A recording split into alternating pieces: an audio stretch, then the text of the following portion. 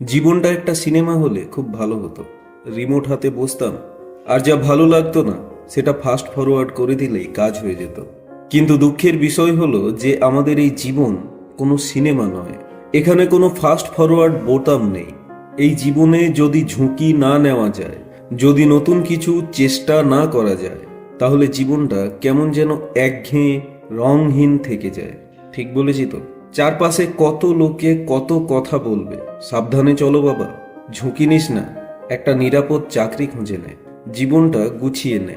যেন জীবনটা একটা ফর্মুলার মতো, আর সেই ফর্মুলা অনুযায়ী না চললেই তোমার জীবন শেষ হয়ে যাবে।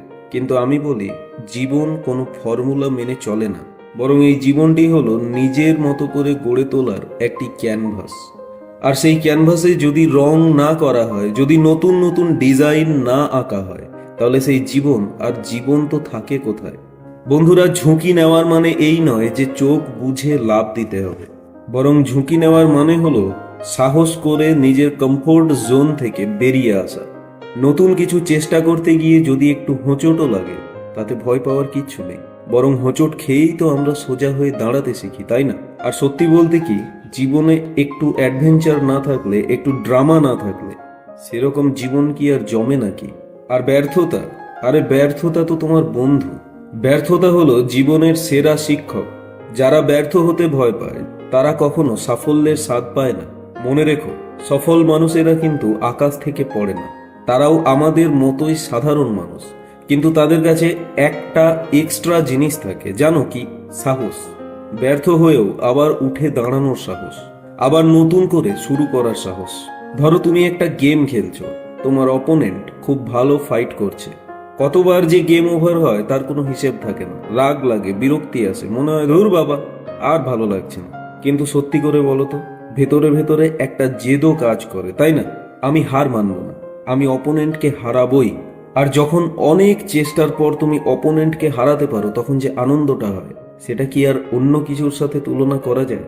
জীবনটাও অনেকটা একই রকম। যত বেশি কষ্ট করবে, যত সংগ্রাম করবে, সাফল্যের স্বাদটা ততই মিষ্টি হবে। কখনো ভেবো না যে আমি কম জানি, আমার দ্বারা হবে না, আমি সেরা নই। এই কথাগুলি হলো মনের দুর্বলতা, মনের ভয়। প্রত্যেকের মধ্যেই অসীম সম্ভাবনা লুকিয়ে আছে। এই পৃথিবীতে পাঠানোর সময় ঈশ্বর কাউকে ফাঁকা হাতে পাঠায় না। তোমার ভেতরেও এমন কিছু না কিছু গুণ অবশ্যই আছে, যা দিয়ে তুমি পুরো দুনিয়া কাঁপিয়ে দিতে পারো। শুধু দরকার নিজের ভেতরের সেই আগুনটাকে জ্বালিয়ে রাখা। নিজের উপর বিশ্বাস রাখো আর এগিয়ে চলো।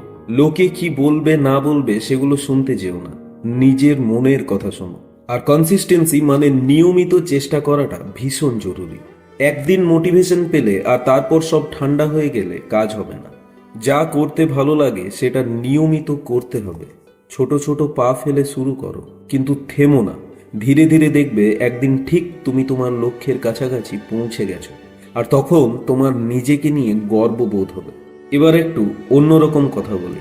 কল্পনা করো তুমি একদিন অনেক বৃদ্ধ হয়ে গেছো, আর মৃত্যুশয্যায় শুয়ে আছো, আর তোমার চারপাশে দাঁড়িয়ে আছে তোমার সেই অপূর্ণ স্বপ্নগুলো, সেই কাজগুলো যা তুমি করতে পারতে কিন্তু করনি। তারা যেন সেদিন তোমার কাছে হিসেব চাইতে এসছে। তারা দাঁড়িয়ে আছে চোখে জল আর মুখে অভিযোগ নিয়ে। তারা বলছে, আমরা তোমার কাছে এসেছিলাম, তুমি আমাদের জীবন দিতে পারতে, কিন্তু তুমি দাওনি। তুমি ভয় পেয়েছিলে, তুমি ঝুঁকি নিতে চাওনি। আর আজ আমাদেরকেও তোমার সাথে চিতায় যেতে হবে, আমাদেরকেও অপূর্ণ থেকে যেতে হবে। তখন কেমন লাগবে বলো তো? ভেতরে যেন একটা শূন্যতা তৈরি হয়ে যাবে, তাই না? মনে হবে জীবনটা যেন কিছু একটা মিস করে গেলাম। আর আমি চাই না আমাদের কারোর জীবনে এমন হোক। আমি চাই যখন আমাদের সময় আসবে, তখন যেন আমরা হাসি মুখে বিদায় নিতে পারি, আর বলতে পারি, আমি আমার জীবনটা ভরপুর বেঁচেছি। আমি যা করতে চেয়েছি সাহস করে করেছি, ব্যর্থ হয়েছি, কিন্তু আবার উঠে দাঁড়িয়েছি, আর অবশেষে নিজের স্বপ্ন পূরণ করেছি। তাই আর দেরি নয়, আজ থেকেই নিজেকে প্রশ্ন করো, আমি কি করতে চাই, আমার স্বপ্ন কি?